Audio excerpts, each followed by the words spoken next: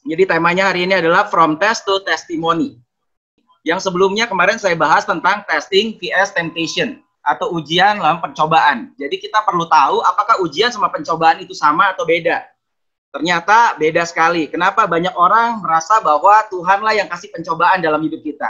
Padahal kemarin saya udah kasih ayatnya di Yakobus 1 ayat 13 berkata dengan sangat jelas bahwa apabila seorang dicobai, janganlah ia berkata pencobaan ini datang dari Tuhan. Sebab Tuhan tidak dapat dicobai oleh yang jahat dan ia sendiri tidak mencobai siapapun. Kita tahu sama-sama bahwa Tuhan itu adalah Bapa segala terang. Kalau di mana ada terang, tidak ada kegelapan. Jadi nggak mungkin Tuhan bisa memberikan sesuatu yang buruk, karena di dalam Dia selalu semua adanya hal-hal yang baik. Makanya kita tahu God is good all the time. All the time God is good. Selalu Tuhan itu baik. Tuhan itu selalu baik. Jadi kebenarannya kita perlu tahu bahwa Tuhan selalu turut bekerja dalam segala sesuatu untuk mendatangkan kebaikan bagi kita. Jadi nggak ada sesuatu yang buruk yang Dia bisa berikan buat kita. Justru Dia bekerja mendatangkan kebaikan bagi kita. Pencobaan, dari mana datangnya? What they means, artinya apa? Dan bagaimana kita bisa menang atau bisa mengalahkan pencobaan ini?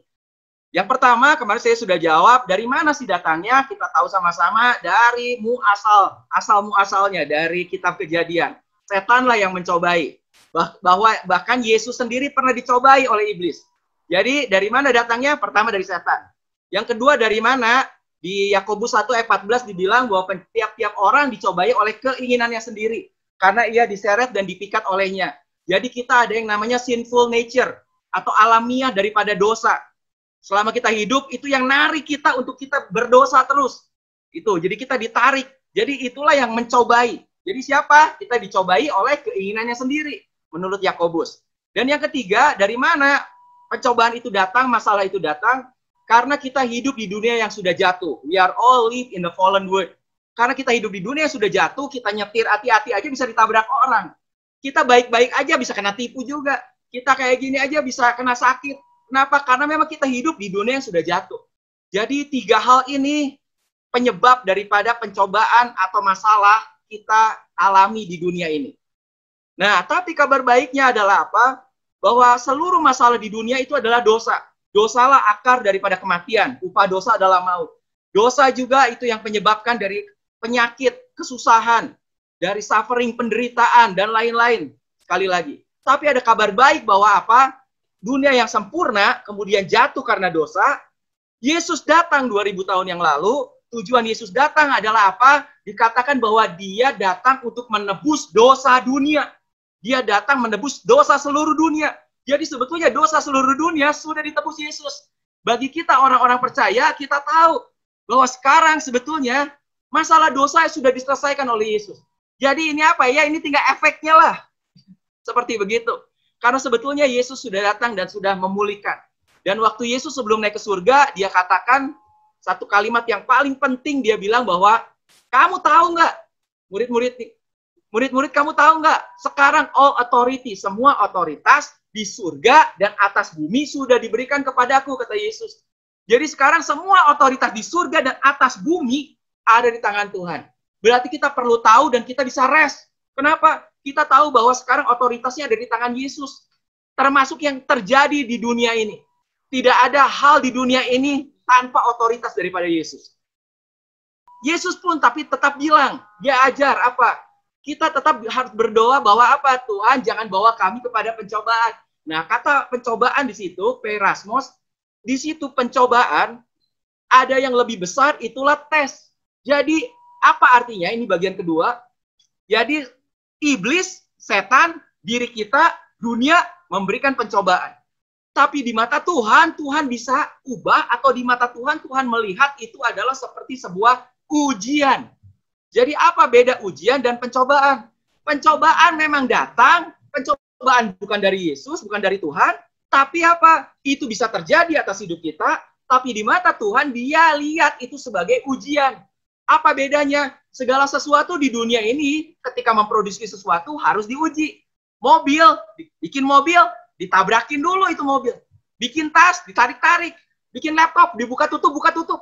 Semua lewat proses yang namanya ujian. Nah, buat benda itu pasti dia merasa susah. Kenapa? Buat mobil bagus-bagus kenapa harus ditabrakin? Dan bukan cuma sekali, mungkin berkali-kali. Kenapa ya begitu? Kalau kita jadi mobil, kita akan mikir kenapa ya harus ditabrak lagi, ditabrak lagi. Tapi dari situ itu dijadikan seperti ujian.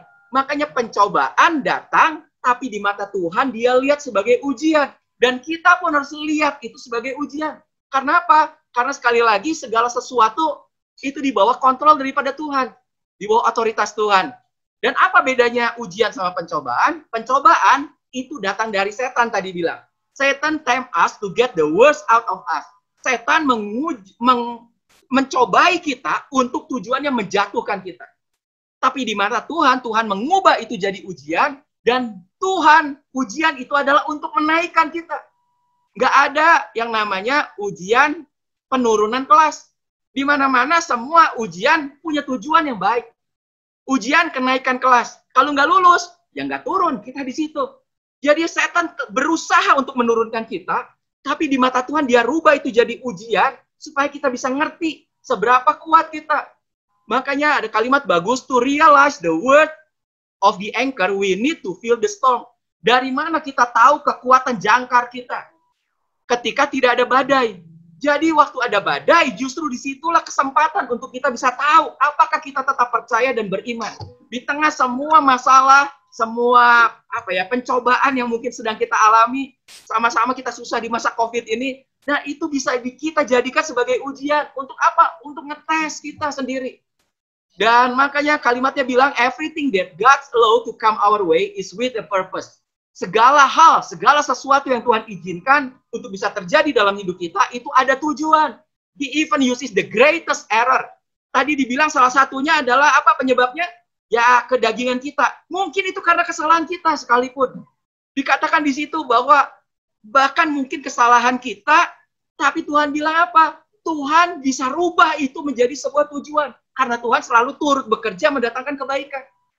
Jadi apa? He even used the greatest error and the deepest pain to mold us into a person of worth and value.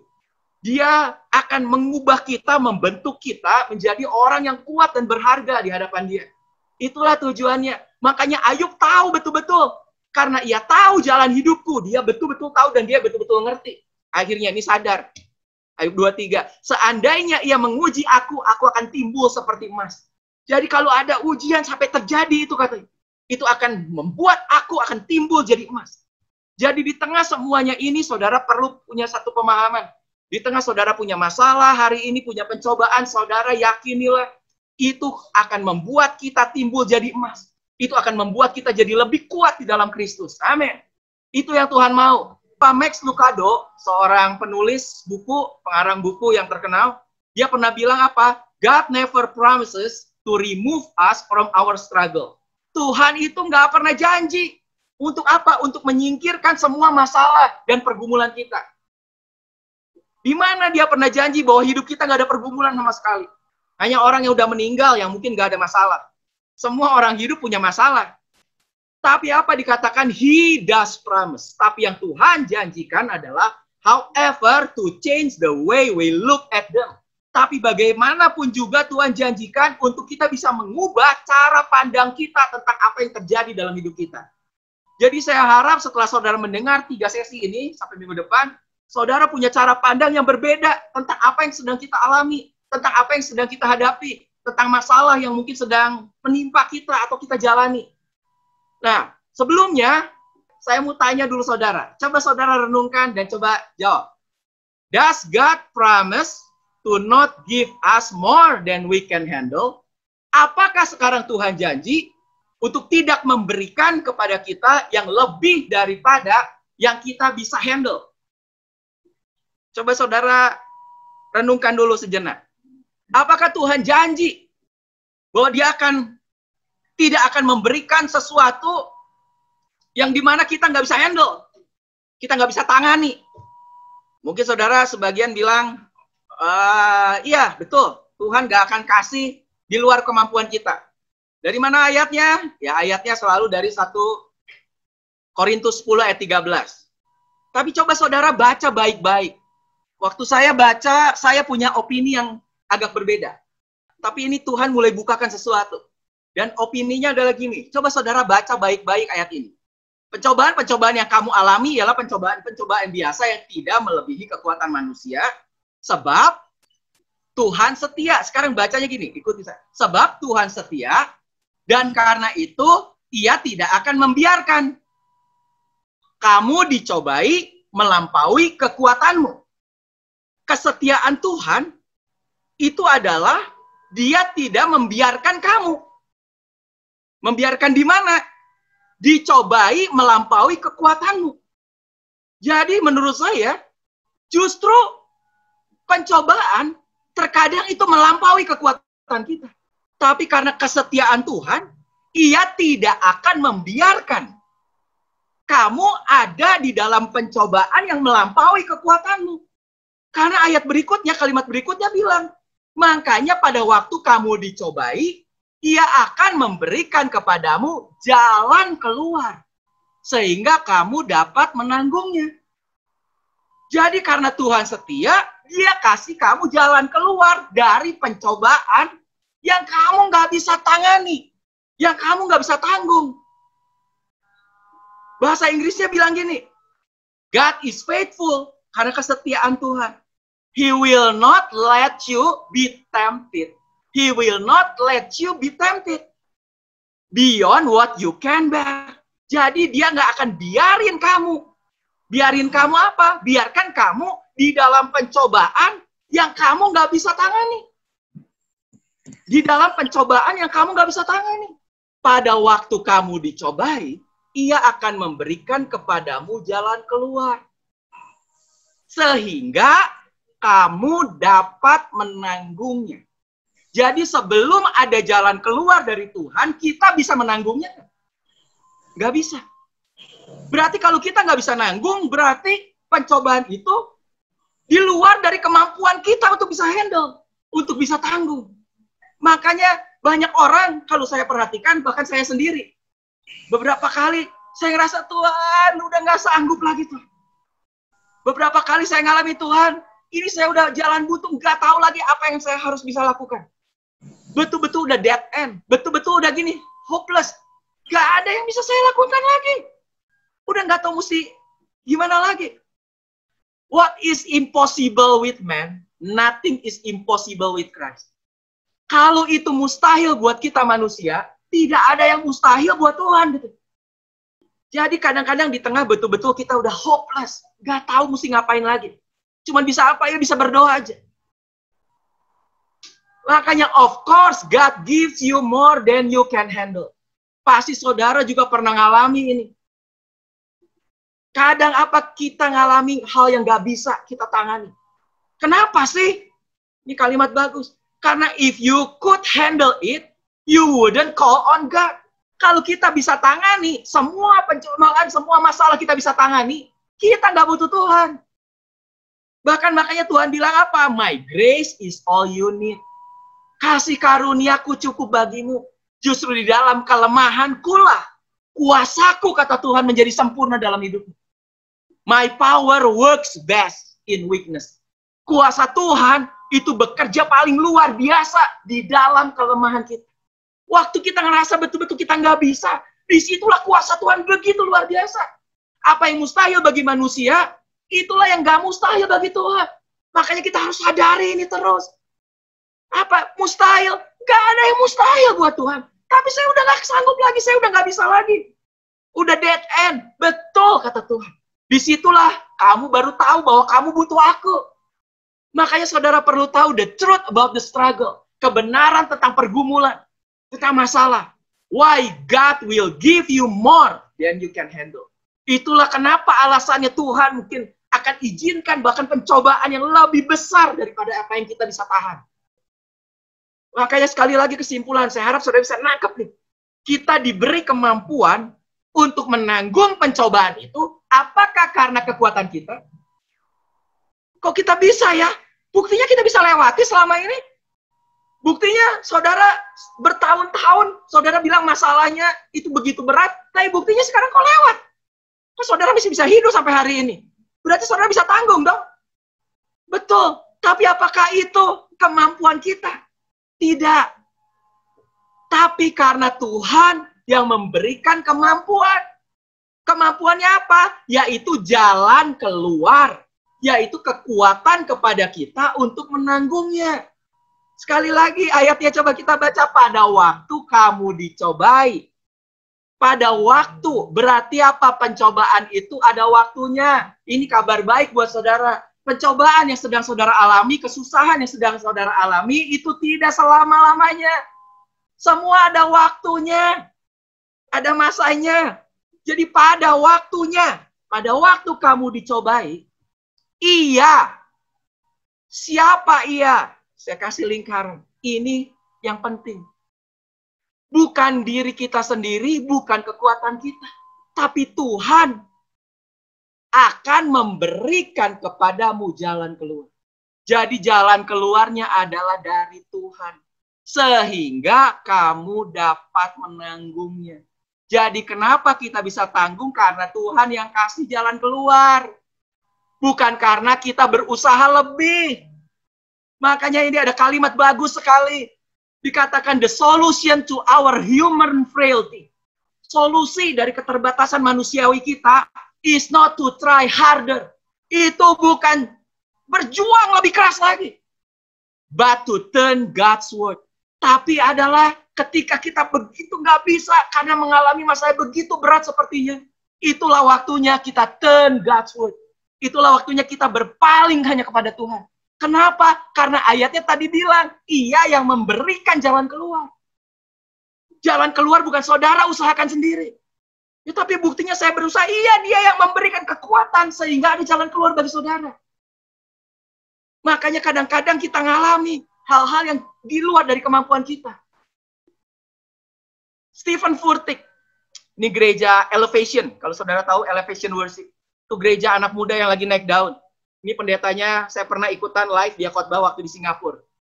Dia bilang begini, kalimat bagus. The only way God can show us He is in control, satu-satunya cara bahwa Tuhan bisa menunjukkan bahwa Dia yang mengontrol semuanya, He is in control, is to put us in situation we cannot control. Jadi kalau semua hal kita bisa kontrol, kita nggak butuh Tuhan. Dari mana kita tahu Tuhan yang kontrol? Jadi satu-satunya cara untuk menunjukkan bahwa kita butuh Tuhan. Tuhan yang ngontrol segala hal. Itu ketika Tuhan tempatkan kita pada situasi di mana kita nggak bisa kontrol.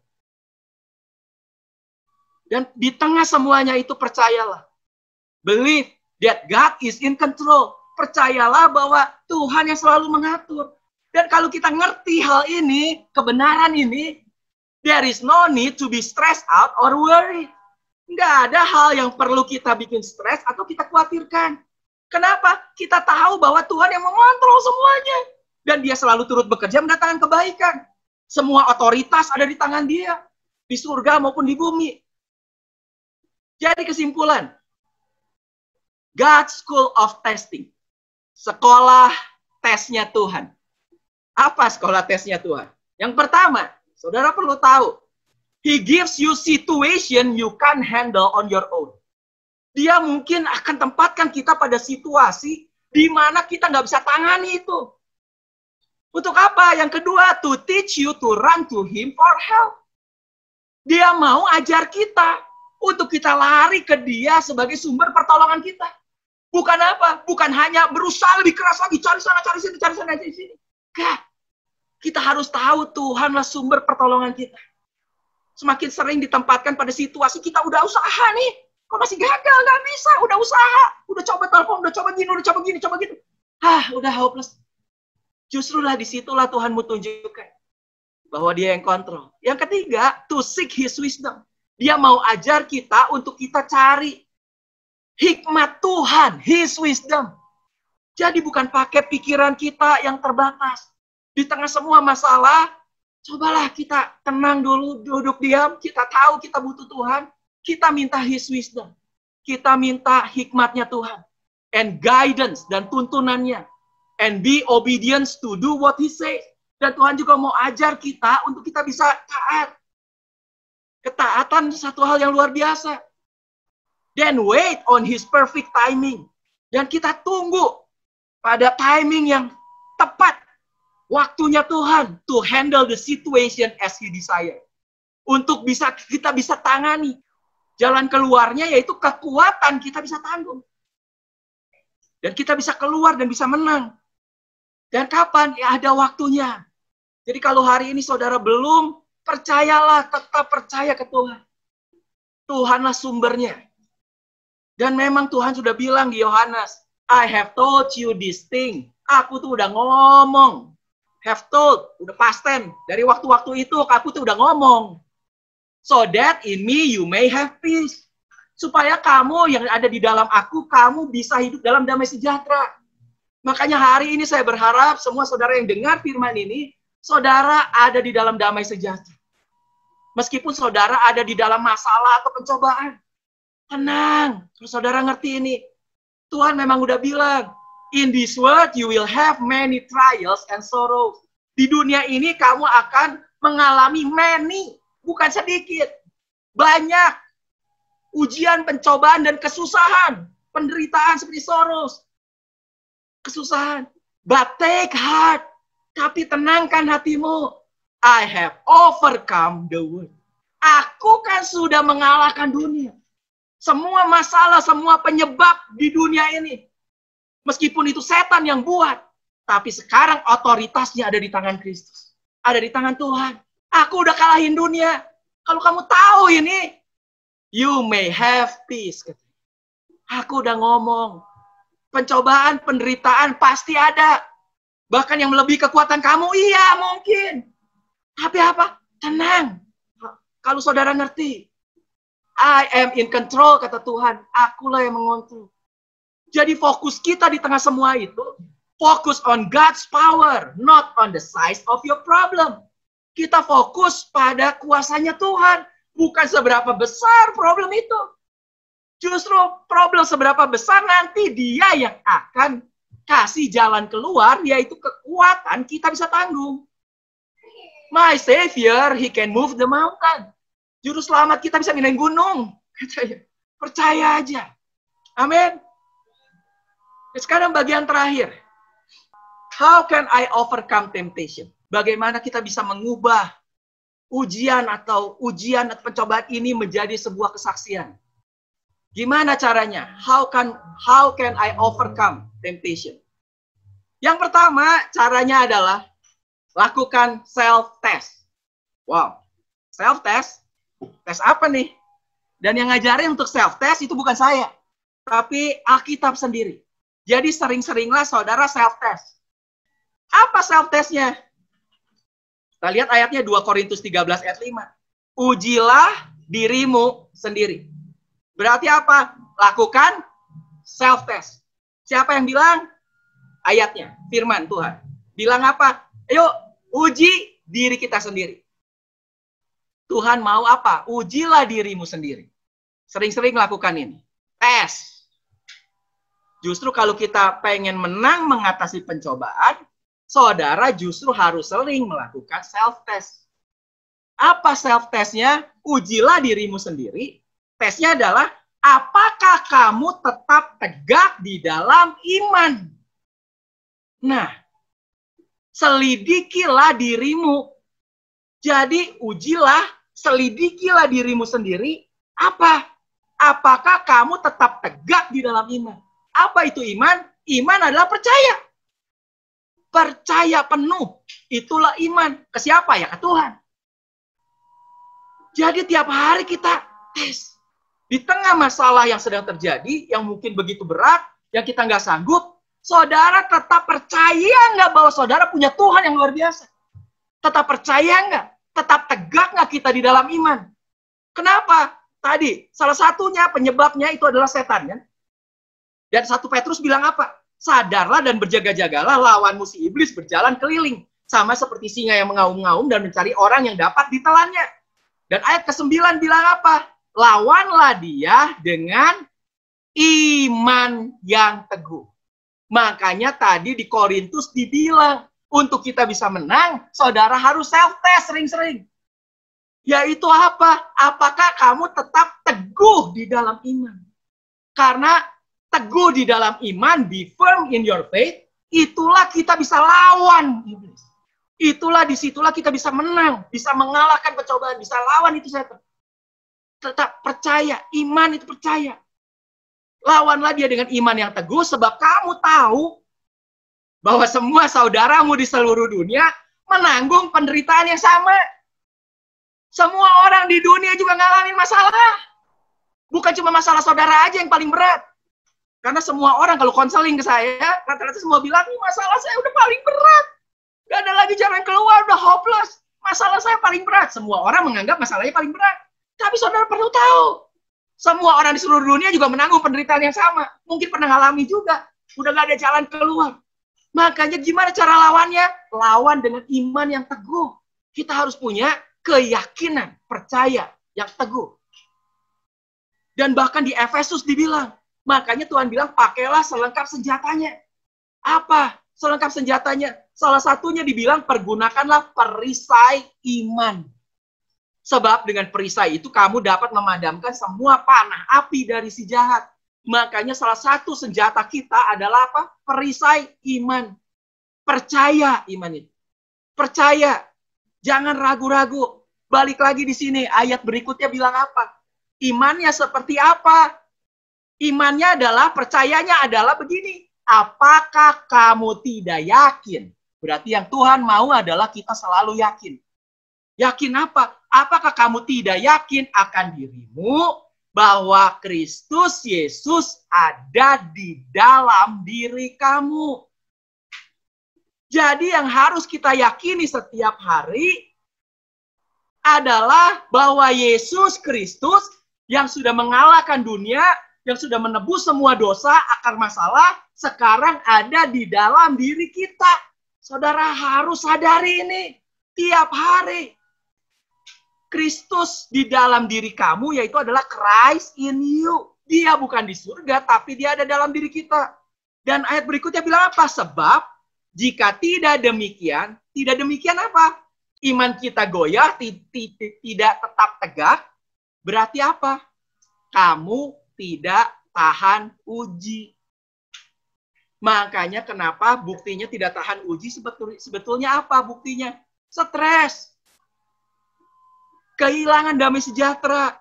Tadi Tuhan bilang kalau kamu percaya, kamu akan ada di dalam damai sejahtera. Bahkan ayatnya bilang damai sejahtera yang melampaui segala akal. Aneh ya. Di tengah masalah begini besar kok bisa damai sejahtera ya? Nggak masuk akal.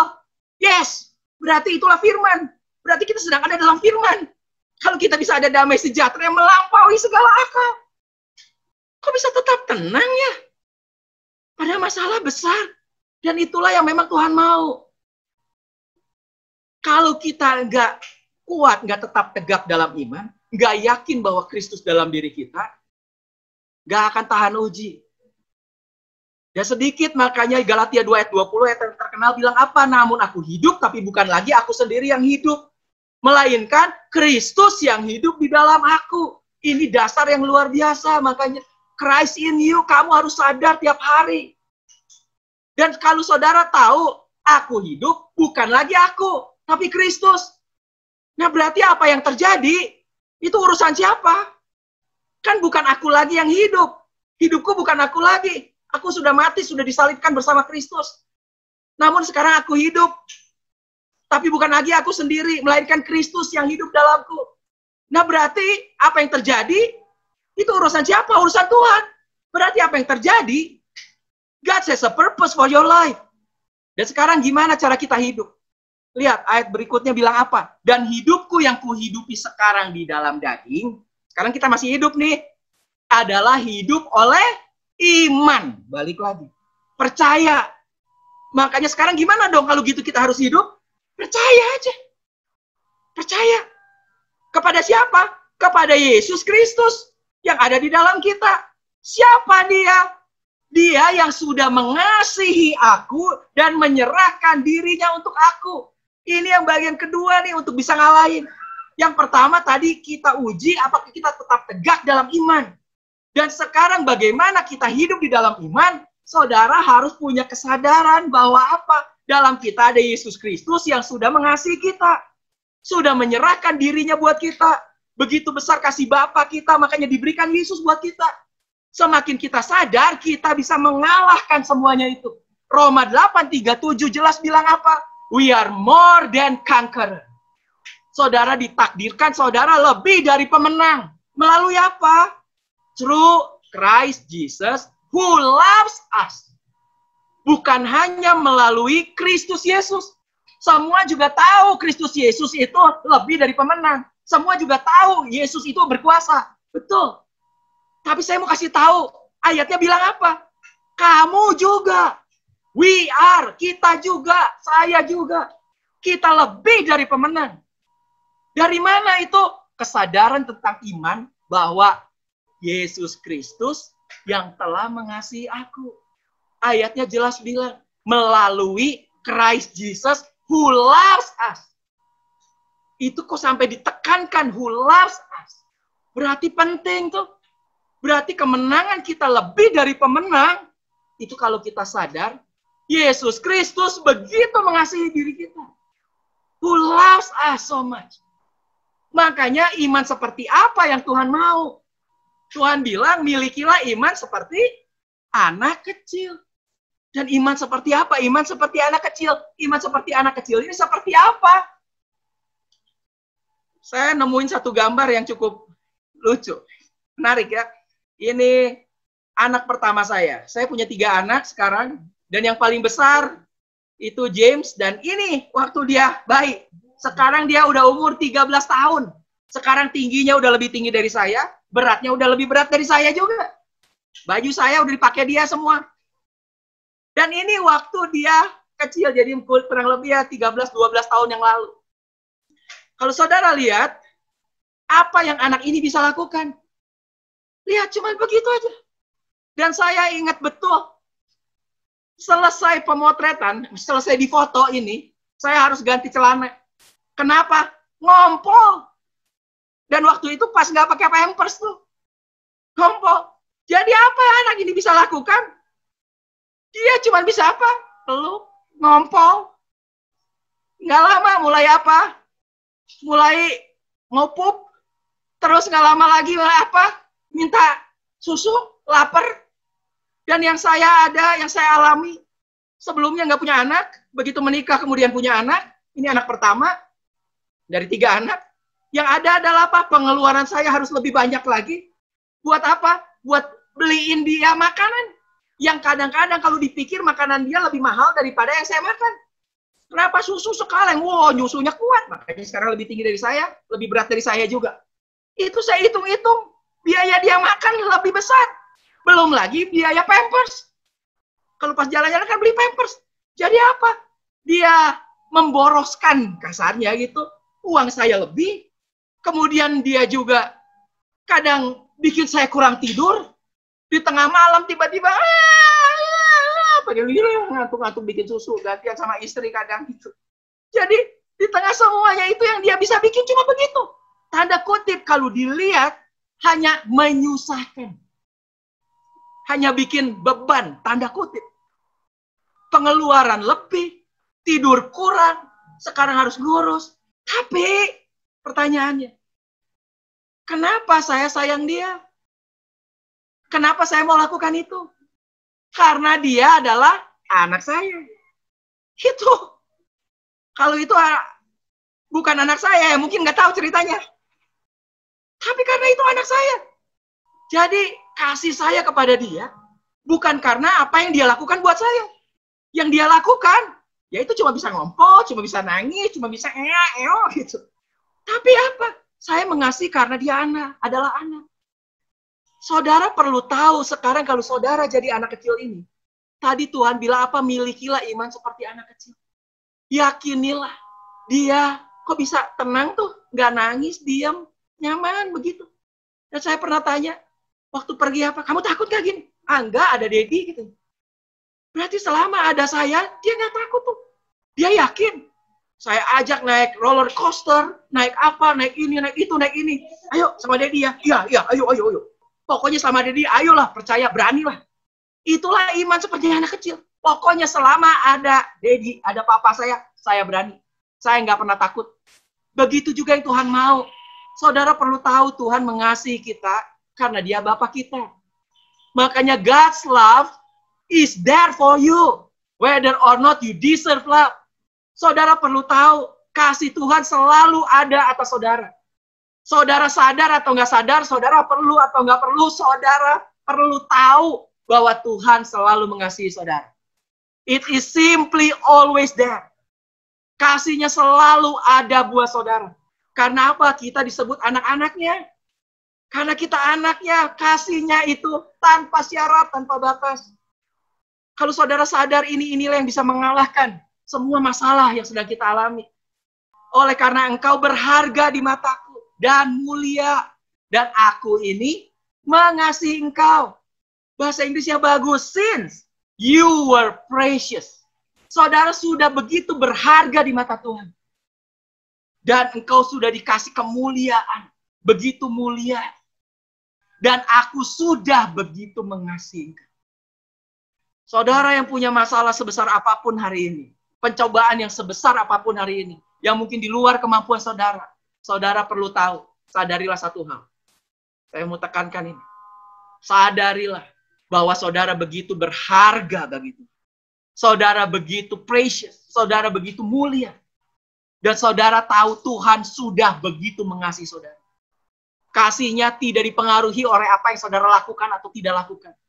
Saudara mau ngompol seperti anak saya tetap sayang anak saya. Karena dia anak saya. Dia mau bikin sesuatu, saya tetap sayang. Jadi saudara perlu tahu. Experiencing, inilah yang perlu. Personal, passionate love of God. Rasakan secara personal. Secara pribadi. Berapa passionate-nya love of God. Betapa kasihnya Tuhan kepada kita. Dan Roma 8 ayat 38, 39 bilang apa? Nothing. Nothing adalah tidak ada. Mungkin ini ya, mungkin itu ya. Tidak ada. Tidak ada adalah tidak ada. Titik. Gimana kalau kita berdosa? Gimana kalau kita begini? Gimana kalau kita begitu? Ayatnya bilang nothing. Tidak ada berarti tidak ada. Can separate you from His love. Tidak ada yang bisa memisahkan kita dari kasih Kristus. Amin. Tidak ada. Dia mengasihi kita. Dia anaknya. Kalau saya begitu peduli sama anak saya, apalagi Bapa di surga. Yang jauh lebih sempurna daripada saya. Makanya saudara jangan khawatir kalau saudara ngerti ini. God never send you into a situation alone. Tuhan gak akan pernah kirim saudara kepada situasi sendirian. God goes before you. Dia akan selalu berjalan bersama dengan engkau. He stand beside you.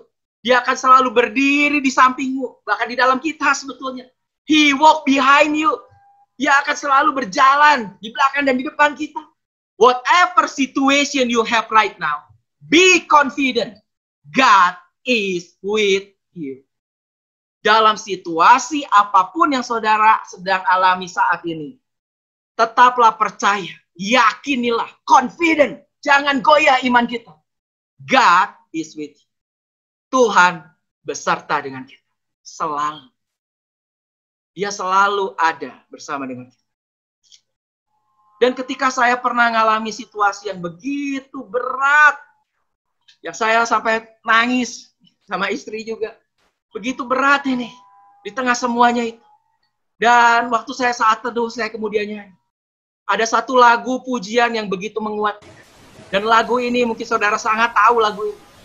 Tapi waktu sampai satu kalimat itu, tiba-tiba Tuhan seperti bukakan sesuatu buat saya. Lagunya ini, saya yakin saudara tahu lagunya. Kita akan dengar nih lagunya.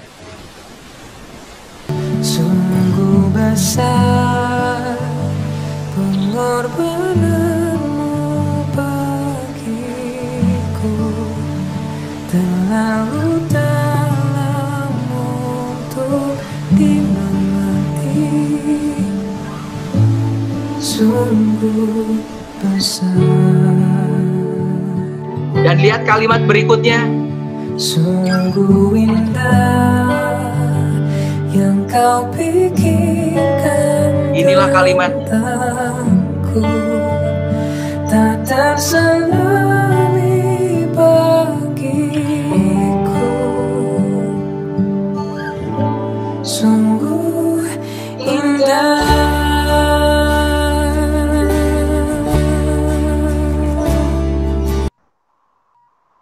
sungguh indah yang kau pikirkan tentangku. Tiba-tiba saya seperti lihat, jadi ingat ada patung ini. Saya lihat ini seperti Tuhan lagi begitu. Di tengah saya lagi bingung, lagi stres, lagi pusing.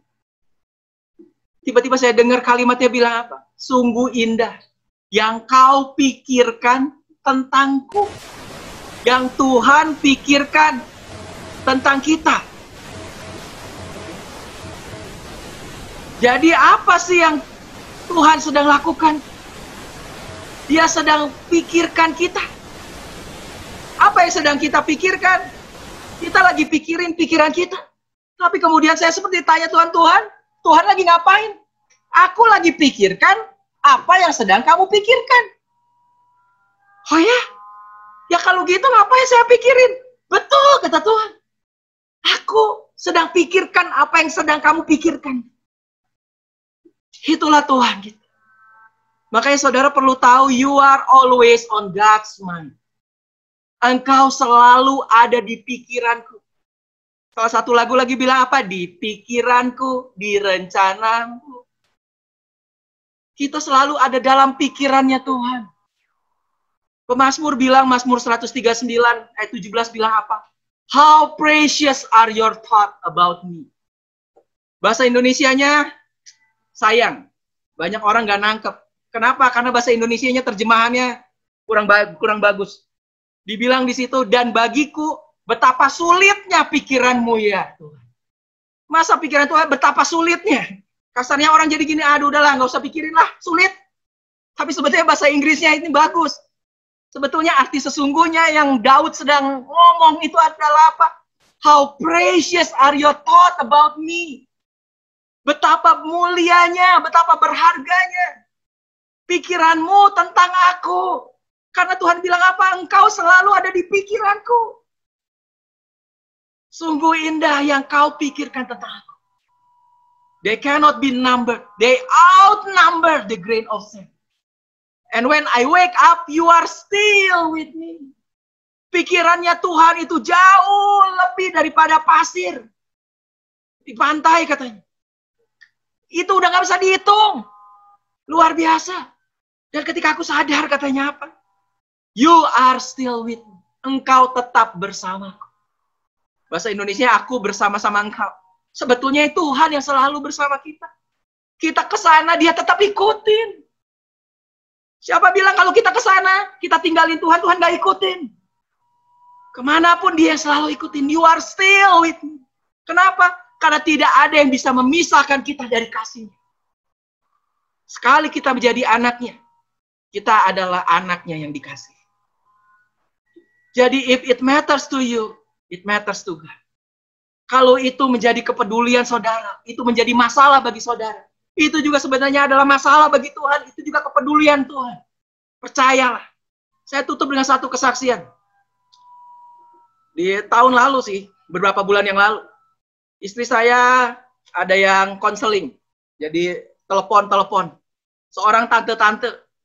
Dan masalahnya cukup sangat besar, kalau bisa dibilang. Kenapa? Tante ini, dia udah 13 tahun ditinggal sama suaminya. Bukan ditinggal meninggal, bukan tinggal mati, tapi ditinggal begitu saja, lari suami. Kenapa? Lari dengan pacarnya waktu sekolah gitu. Karena reuni. Ya, gitulah. Jadi reunian, ketemu lagi dengan pacarnya, kemudian ditinggal lari.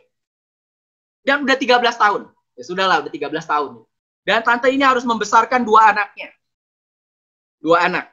Dan dia kontrak rumah, dan di rumah itu dia bikin salon kecil.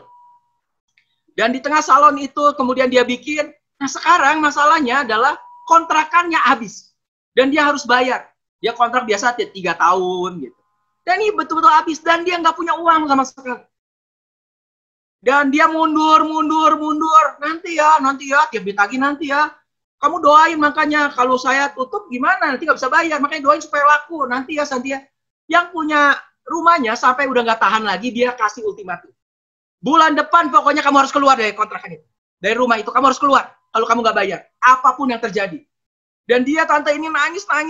ke istri saya harus keluar, ini harus gimana, tinggal di mana, apa kurang lebih sebulan. Dan kemudian ada orang yang kasih nasihat, kamu bikin aja arisan katanya. Bikin arisan, misalnya berapa? Arisan 10 jutaan. Ya kalau 10 orang kan dapat 100 juta tuh gitu. Kalau 20 orang dapat 200 juta, kamu bikin arisan lah. Ya, jadi kan kamu bisa bayar dulu. Nanti kan kamu kan bayar ke orang-orang itu kan nyicil sepertinya. Ya, jadi singkat cerita dia bikin lah. Dan apa yang terjadi? Nggak tahu gimana. Itu uang udah kekumpul, ditipu, dibawa lari orang, dibawa kabur orang lagi. Waduh, ini udah jatuh bukan ketimpa tangga, udah jatuh ketimpa beton kali. Jadi dia nangis gimana? Sampai nggak bisa tidur, nggak bisa makan, stres katanya. Sampai wah pokoknya telepon terus ini. Sampai satu kali bahkan telepon ke istri saya, dia bilang apa? Saya titip anak-anak saya mau bunuh diri aja.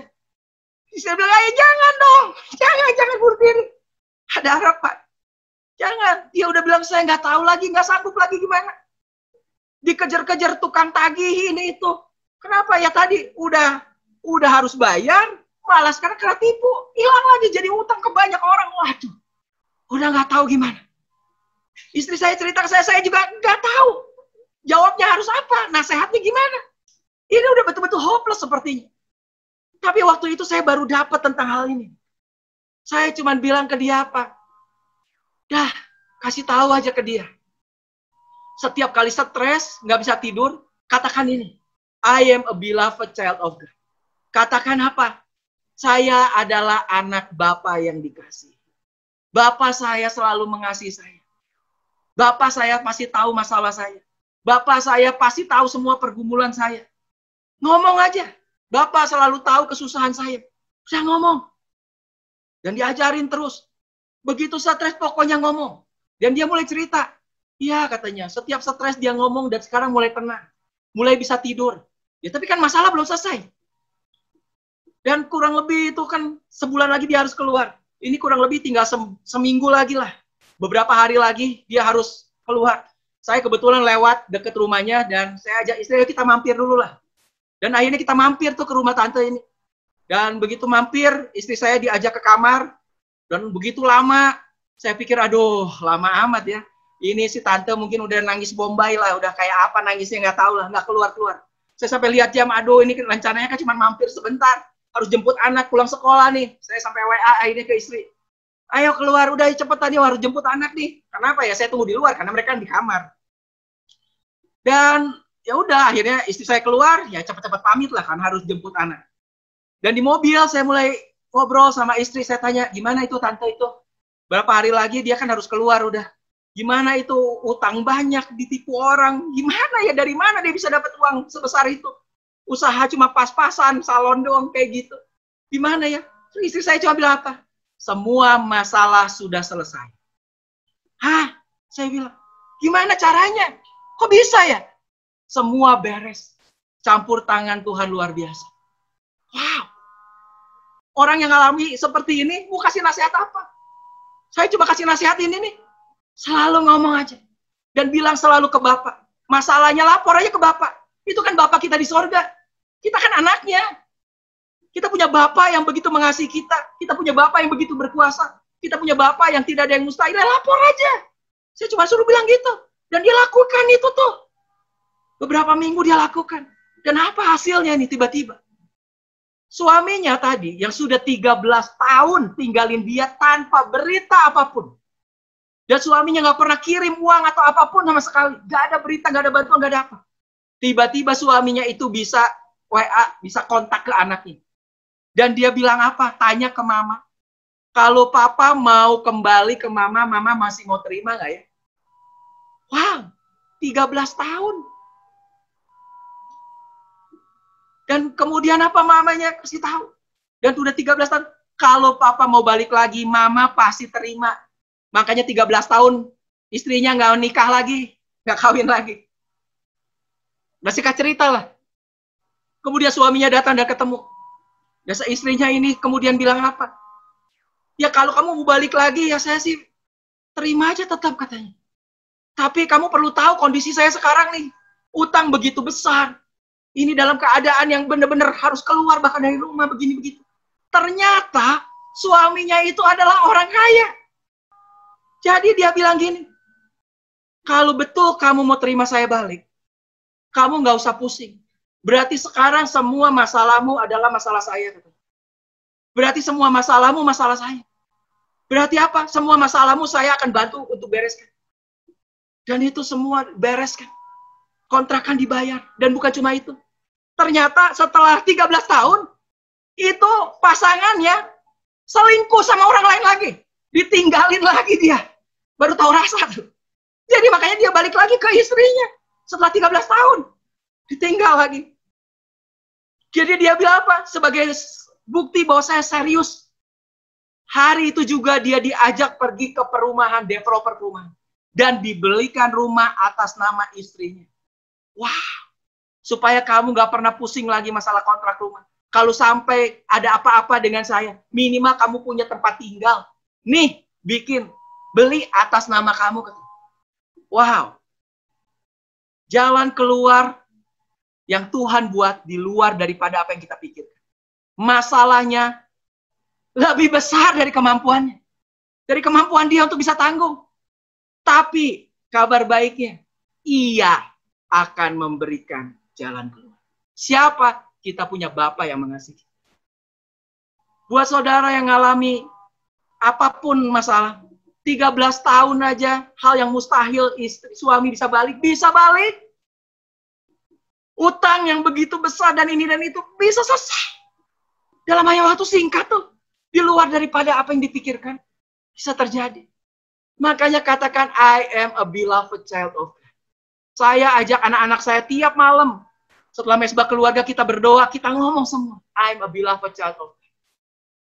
I am greatly blessed, highly favored, and deeply loved. And I'm a beloved child of God. Makanya saudara bisa menang mengatasi semua ujian dan pencobaan. Tadi apa? Harus punya iman yang teguh. Caranya apa? Self-test.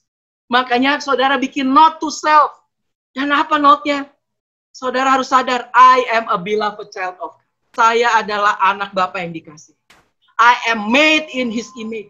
Aku dibuat serupa dan segambar dengan Bapakku. Jadi kalau aku ada apa-apa, Bapakku juga yang akan malu. I am made in His image. And I matter to Him. Dan saya begitu berarti berharga buat dia. My needs matter to Him. Kebutuhan saya juga, keperluan saya.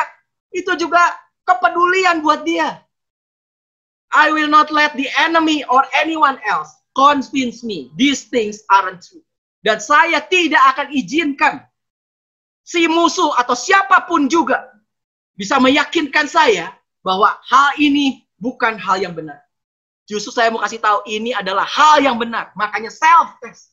Kalau saudara mungkin sudah lupa bahwa saudara adalah anak Bapa yang dikasihi. Itulah sebabnya apa hari ini mungkin saudara stres. Itulah sebabnya hari ini saudara mungkin goyang iman saudara.